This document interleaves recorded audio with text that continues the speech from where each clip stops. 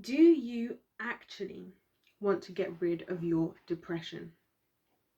This is a deep video, and if you're very easily triggered, I recommend not watching this, but I want to talk about this, and I want to make it very clear as I'm entering into the subject area that I do not take light of mental health. In fact, I personally feel that I probably care more genuinely about people's mental health than a lot of society who are just cancelling people left, right, and center for being human beings, right? But I really want to address this because we're not doing it justice. People's mental health is not getting better.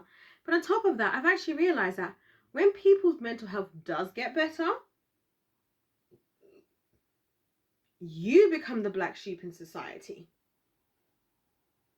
And I started to think, and I've been thinking this for a while, that, having mental health issues is becoming glamorous. It's becoming glamorized. Like, oh my gosh, I have this, I have that. And I'm not saying, and please guys, I just want to say this. I myself have struggled with many different mental health issues, okay? Listen, most of the stuff I talk about, I speak about, somewhat of it I've had an experience, right? But let's be honest, like, there's so much, like, even when you're like on TikTok and things like that, where they've got these like depressing reels where there's like hundreds of thousands of views, 200,000 views, 300,000 views of somebody who's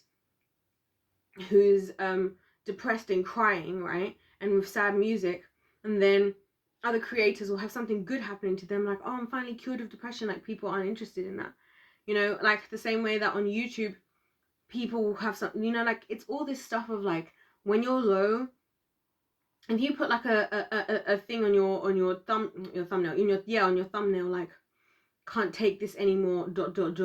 10 million views, people who've never watched you before are watching you. But when it's like, finally buying my $300 mansion, or all these other things or whatever, people are not always as happy about stuff like that. And I've realized that in society we're becoming people who, we've become glorifiers of mental health issues, and especially depression. And I honestly think that we know that deep down internally, and I think a lot of people are like almost on the brink of breaking out of their depression. They have opportunities they can take, but they're not doing it because they've realized that they don't know if they want to give up those old feelings. And I've experienced that myself, in the sense of, when you have been through something, or you've been victimized in one way or another, or life's been hard, it kind of gives you an excuse all the time, that, oh, like, but you're going through this, you're going through that.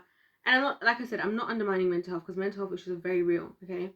And that's why it's important to talk about it, because I'm like, some of the time I'm struggling where you have this like, if it's so, to me, I'm like, if something is serious, that's something we don't joke about. Like, we don't joke about mental health, we don't pretend, we don't fake it. And unfortunately, I do think that because of how it's being glamorized, it's almost like we're not actually able to do the work to kind of combat it in a way.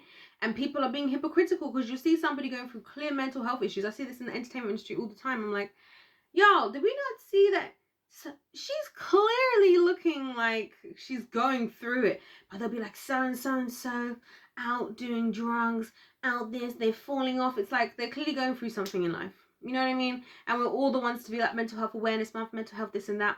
And I realize that people are not really, people kind of are glorifying of like when people are down, and also when people are doing well, there's all these weird things that people's behavior is just weird. It's not the same. You don't belong the same, And I've talked about this with a lot of artists today. Think about it. A lot of the most popular artists, because their music is depressing. It's because their music is depressing. And I'm pretty sure I even heard an artist say, oh my gosh, I just remembered. An artist said, like, who was it? I wish I could remember who it was. And it was somebody who's pretty well known, I think.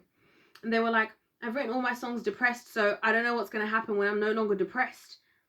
If I'm no longer depressed, I feel like I've lost my audience. Like, this is what it is now.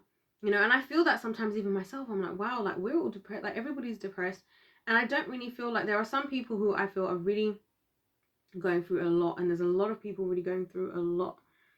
But there's also a lot of people who, in my opinion, my humble opinion, I can't believe I'm saying this, or seem to me like they'd rather hold on to the depression, or that it's almost cooler to, because you're going to be more supported, you're going to have more attention than when you're doing well, kind of like how I can give an example of, like, for example, like with rappers, for example, a lot of them when they start out and they're like going through it and they're trying to, you know, live in the hood, blah blah blah, like their fans find them like super relatable, and then they would support them. But then as they become to have money and actually be okay now, and now they've moved out of the hood, people can even look at you like, oh well, you sold out, or you this and that. And it's like, so do we just all want to stay in a low place sometimes, you know? And I'm just saying it as I'm saying it. Like, I'm not judging anybody, because to some extent I do think we can, it's easy to be caught up in that type of thinking. But at a certain point, if this is real, if this stuff is so serious, you should take it seriously. We should not be making light of it, and we certainly should not be romanticizing it to the point where it's more beneficial to, you'll do better in society to talk about the fact that, I've got depression, you know. And it kind of like goes with what I was saying about Amber Heard before, how, you know, with Amber Heard, her making false claims, it actually works against the people who have real claims. So us romanticizing and encouraging depression in areas where maybe people actually have options or could do things, or maybe are not actually as depressed as they thought. And like I said, the people who are not actually suffering, because of course there are loads who are suffering, but then they look to make the ones who are suffering, it kind of lowers the like importance of that to people, because it's like, well, everybody's depressed, you know. And surely we should be promoting, if we're promoting mental health, then why are we all loving everything that's so depressed? The TV shows that are depressing, the music that is depressing, the TikToks that are depressing, when things are going bad. Like, we just seem to love all the negative. I really think we seem to really love the negative, and we don't want to give up the negative for the positive. If we're being honest with ourselves, a lot of the time we don't want to give up the negative for the positive, because the negative is good. The negative is the drama, it's the tea, it's the expose, it's the falling of somebody of power, of influence. It's the you going through mental health, or you being a victim, and you needing rights, and you this, and that's what it's about. When it has to be, oh, I'm going to take accountability because, you know what, I actually have a couple of options. You know what, I actually live in the Western world. So guess what, there's actually quite a lot of opportunity for me right now, especially living in 2022. Maybe I'm just going to take an opportunity. Instead of doing that, it's like, oh, I'm a victim, and I'm depressed with being a victim. And it's just all so much, and there's just every excuse. And that's, I almost feel like that was the point in the beginning, to get us in that state where we just are so feeling sorry for ourselves, and also so promoting of that type of mentality, that we become kind of inactive, you know. And I think this is why it's important who you surround yourself with and the voices you surround yourself with. Because I remember there was a certain time in my life where I was around a bunch of people who were, let's say, they were beneficial in terms of my like career life, if you like, but I just started to notice that there was always just a dark cloud when we'd be around each other. And I'm like, I actually would feel uncomfortable if I wasn't having I was having a dark cloud as well, don't get me wrong. But I remember thinking, we actually just like, I would actually feel worse if I was better in this environment.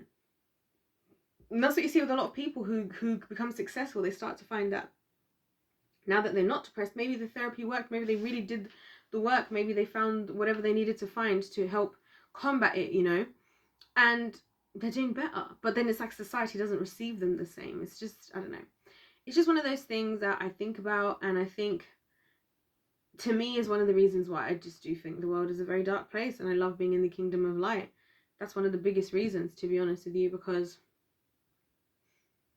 you know, depression is a serious thing. It's not a joke. You know, people have, you know, unalived themselves.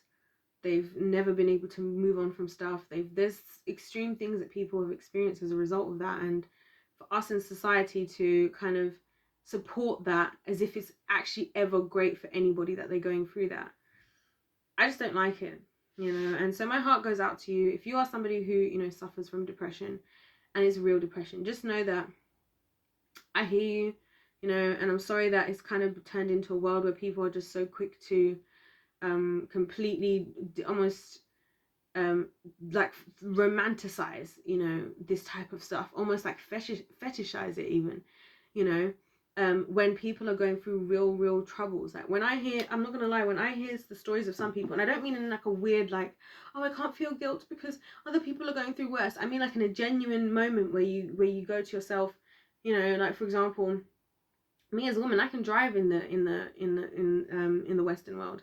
Do you know there are countries in the world where women can't drive, like some of these like Middle Eastern countries as well?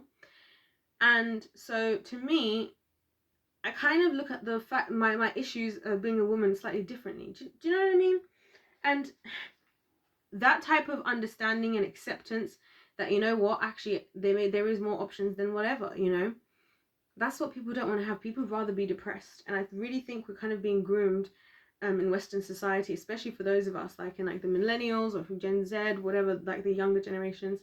We're being groomed to just be lazy and emotional, and um but enjoying it. That's the crazy part, to enjoy it, to prefer that level of life, to prefer being depressed, to prefer being lazy, you know what I mean?